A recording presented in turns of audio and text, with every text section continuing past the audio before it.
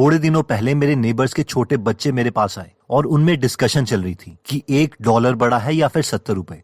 उनमें से एक कह रहा था कि डॉलर बड़ा है, लेकिन दूसरा कह रहा था कि 70 रुपए बड़े लग रहे हैं। तो उन्होंने मुझे देखा और मुझसे पूछ लिया कि भैया आप बताओ, डॉलर बड़ा है या 70 रुपीज। तो मैंने कहा कि डॉलर की आजकल वैल्यू इंडियन करेंसी में अप्रोक्सीमेटली 70 रुपीज है, इसलिए दोनों में कोई बड़ा नहीं है, दोनों इक्वल है। तो इस पर वो दोनों कंफ्यूज हो गए। मैंने उन्हें काफी तरीके से काफी एक्सप्लेनेशंस दी, लेकिन लास्ट में वो एक एक्सप्लेनेशन से सेटिस्फाई हुए और वो थी परचेजिंग पावर। यानी अगर मैं मार्केट में $1 लेके जाऊं या फिर 70 रुपीज लेके जाऊं तो मैं सेम क्वांटिटी का ही सामान खरीद सकता हूं। किसी यूनिट के आगे मैं जितना मर्जी बड़ा नंबर लिख दूं, इसका मतलब ये नहीं है कि वो बड़ा हो गया। फॉर एग्जाम्पल, इस केस में अगर रुपीज के आगे मैंने 70 लिख दिया तो इसका मतलब ये नहीं है कि वो $1 से बड़ा है। वो दोनों तो चले गए, लेकिन बाद में मैंने सोचा कि यार हम लोगों को भी तो बेसिकली इसी कॉन्सेप्ट से बेवकूफ बनाया जाता है।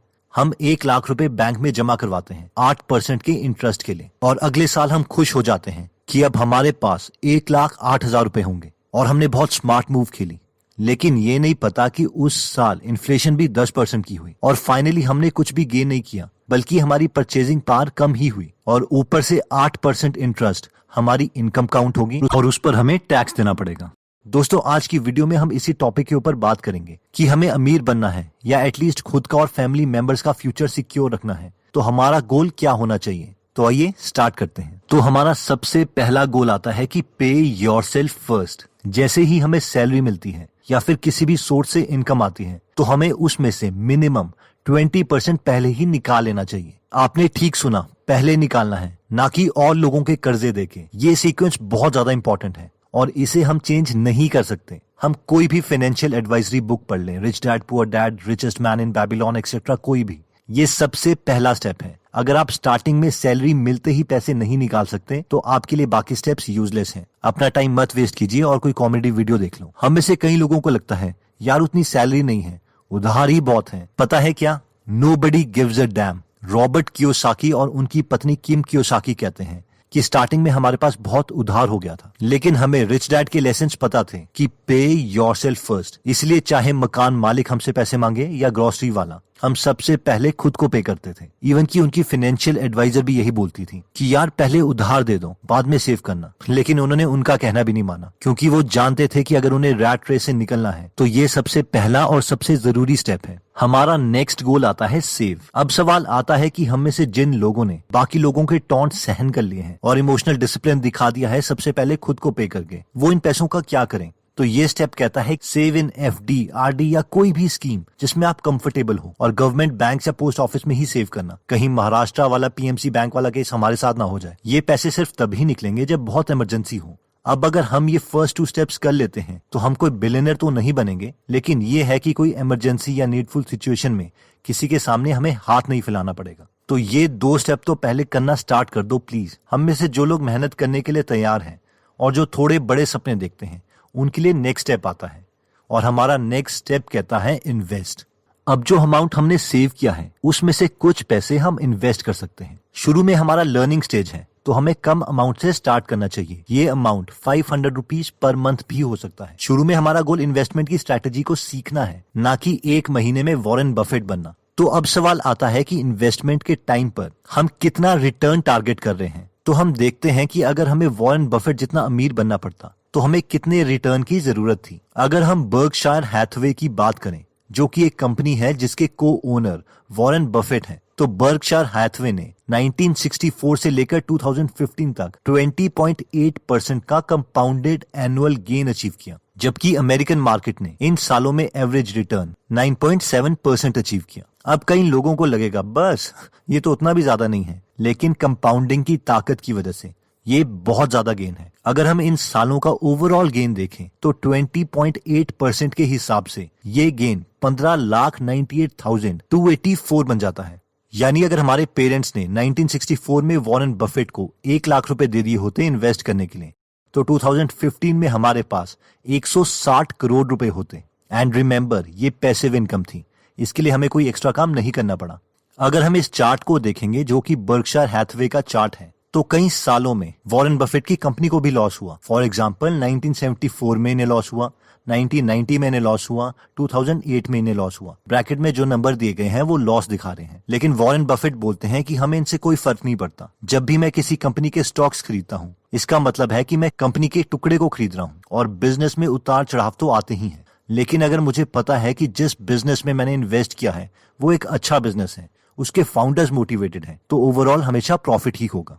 तो इन शॉर्ट, अगर हमें वॉरेन बफेट, जो कि दुनिया के सबसे अमीर इन्वेस्टर हैं, इनके जितना अमीर बनना है तो हमें 20% एनुअल रिटर्न चाहिए। अगर हम इनके गुरु बेंजामिन ग्राहम की बात करें, जिन्होंने द इंटेलिजेंट इन्वेस्टर बुक लिखी थी, तो इनकी कंपनी, जिसका नाम ग्राहम न्यूमैन कॉर्प था, इस कंपनी ने 20 सालों में 14.7% का इंटरेस्ट अचीव किया था। तो इन शॉर्ट, अगर हम 12% तक का इंटरेस्ट भी अचीव कर लें अपनी इन्वेस्टमेंट से और उसे री इन्वेस्ट करते रहें और कुछ सालों तक उसे कंपाउंड होने दें, तो हमारी मनी बहुत जल्दी ग्रो हो सकती है। अब हम में से कई लोगों के मन में ये सवाल आता है, नहीं यार, कौन इतना रिस्क ले, बैंक में हमारे पैसे सेफ हैं। और महाराष्ट्र में पीएमसी बैंक के डिफॉल्ट के बाद ये कहना तो बहुत डिफिकल्ट कि हमारे पैसे सेफ हैं। और वैसे भी DICGC यानी deposit insurance and credit guarantee corporation के अकॉर्डिंग, अगर हमारा बैंक फेल या लिक्विडेटेड हो जाता है तो हमारे पास सिर्फ 1 लाख रुपए ही इंश्योर्ड है, फिर चाहे हमारे बैंक में 20 करोड़ ही क्यों न सेफ हो। और हमें ये क्लियर होना चाहिए कि बैंक हमारे सेव्ड पैसों को इन्वेस्ट ही करता है। उन पैसों को वो कंपनीज को लोन की फॉर्म में देता है, और अगर वो सारी कंपनीज फेल हो जाती हैं तो हमें हमारा पैसा भी नहीं मिलेगा। और यही पीएमसी बैंक के साथ हुआ था, जिसने बहुत सारा loan housing development and infrastructure limited HDIL और उनकी एसोसिएट कंपनीज को दे दिया था, जो कि लोन नहीं चुका पाई, और ये लोन एक बैड लोन बन गया और बैंक फेल हो गया। ऑब्वियसली ये रेयर केसेस हैं, लेकिन पॉसिबिलिटीज हैं। अब नेक्स्ट सवाल आता है कि हमें इतनी नॉलेज कहाँ है जितने की फाइनेंशियल एक्सपर्ट्स को है, या फिर कितनी सारी कंपनीज में हमें इन्वेस्ट करना पड़ेगा इतना रिटर्न अचीव करने के लिए। तो वॉरेन बोलते हैं कि इन्वेस्टिंग की फील्ड में इंटेलिजेंस बहुत कम, लेकिन इमोशनल डिसिप्लिन ज्यादा चाहिए। वॉरेन कहते हैं कि मैं सिर्फ उन्हीं कंपनीज में इन्वेस्ट करता हूँ जिनकी मुझे समझ है, बाकियों में नहीं। एक बार बिल गेट्स ने वॉरेन से कहा कि आप कंप्यूटर को यूज नहीं करते। इस पर वॉरेन ने कहा, क्यों, मैं कंप्यूटर का क्या करूंगा। इस पर बिल गेट्स ने कहा, फॉर एग्जाम्पल आप अपनी टैक्स रिटर्न भर सकते हैं।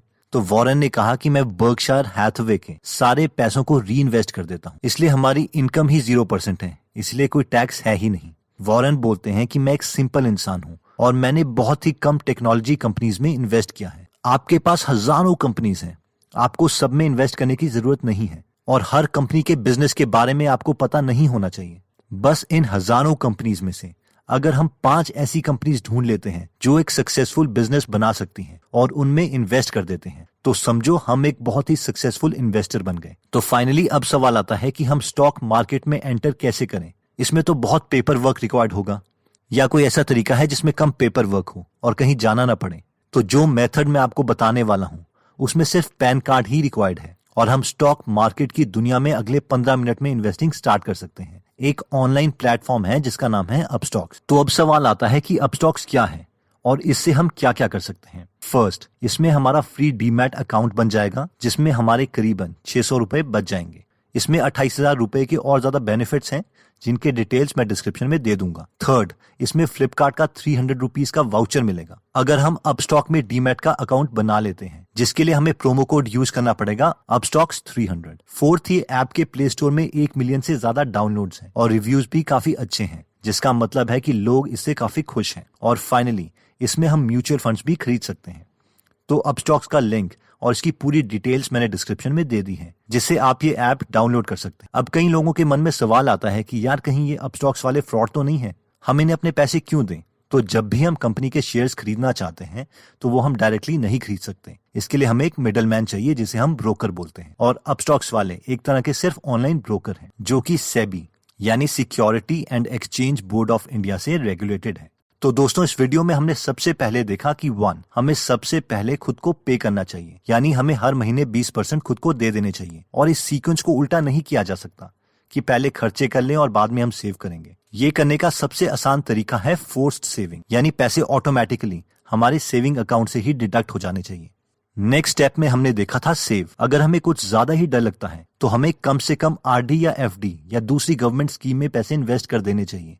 ये एक मिनिमम रिक्वायरमेंट है एक सिंपल लाइफ जीने के लिए। नेक्स्ट हमने देखा था कि हम एक स्टेप आगे बढ़ सकते हैं, जिसमें हमने अपनी सेविंग का कुछ पोर्शन इन्वेस्ट करना है। स्टार्टिंग में हमारा गोल है कि इन्वेस्टिंग की दुनिया को हम समझें, ना कि एक महीने में वॉरेन बफेट बन जाए। इसलिए शुरू में हमें बहुत कम पैसे इन्वेस्ट करके स्टार्ट करना है। इस प्रोसेस में हमसे थोड़ी गलतियां होंगी और शायद हम पैसे भी लूज कर दें, बट इसे आप ट्यूशन फीस समझकर इन्वेस्टमेंट सीख सकते हैं। फाइनली हमने देखा था कि वॉरेन बफेट के अकॉर्डिंग हमें हर कंपनी के बिजनेस के बारे में ज्यादा जानकारी होना जरूरी नहीं है। हजारों कंपनीज में से हमें सिर्फ 5 ऐसी कंपनीज ढूंढनी है जो हमें लगता है कि फ्यूचर में अच्छा बिजनेस करेंगी।